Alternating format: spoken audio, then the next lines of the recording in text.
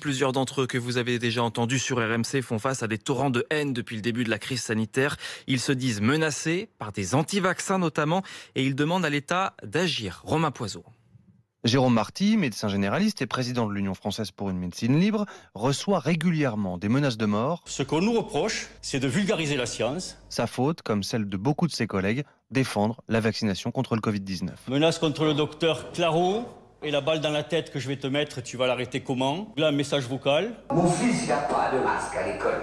Alors ferme ta putain de grande gueule, quoi. Parce qu'on va me dire que tu cherchais, toi aussi, là. Des menaces proférées sur les répondeurs téléphoniques, les réseaux sociaux, des informations privées sur les proches des scientifiques divulguées sur Internet et des lettres directement adressées au domicile de certains médecins. On peut y passer nos jours, on peut y passer nos nuits à porter plainte. Karine Lacombe, infectiologue, souhaite qu'il y ait une réponse judiciaire et politique rapide. Toute violence verbale est condamnable dans un État démocratique. Ce qui me choque, c'est la certaine impunité dont jouissent les personnes qui allument la mèche pour perturber la parole scientifique et faire douter tous nos concitoyens qui ne sont pas portés sur la science. Ces médecins qui dénoncent aussi l'attitude de certains scientifiques proches de Didier Raoult à Marseille qui parlent d'une vaccination expérimentale digne d'un génocide.